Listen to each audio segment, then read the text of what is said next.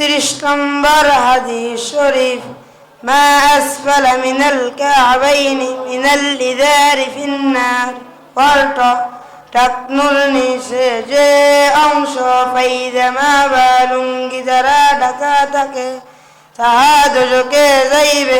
32 নম্বর হাদিস শরীফ, আশাদ্দুন নাসি আযাবান ইনদাল্লাহিল মুসাউবিরুন, অর্থ ছবি বানানো ওয়ালাগণ আল্লাহ তাআলার নিকট ভীষণ শাস্তি ভোগ করিবে।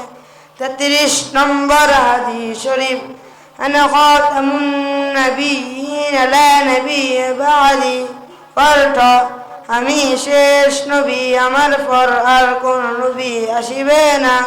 34 নম্বর হাদিস শরীফ, মান সাতারা মুসলিমান সাতারাহুল্লাহু ফিদ দুনিয়া ওয়াল আখিরা, অর্থ যে ব্যক্তি কোন মুসলমানের দোষ গোপন রাখিবে আল্লাহ তাআলা দুনিয়া ও আখিরাতে তার দোষ গোপন রাখিবে।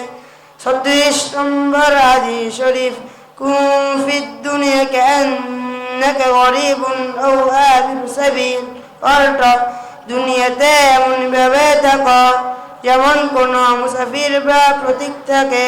37 নম্বর হাদিস শরীফ, ইন্নাল উলামা ওয়ারাসাতুল আম্বিয়া, অর্থ আলেমগণ ই পয়গম্বরগণের ওয়ারিস।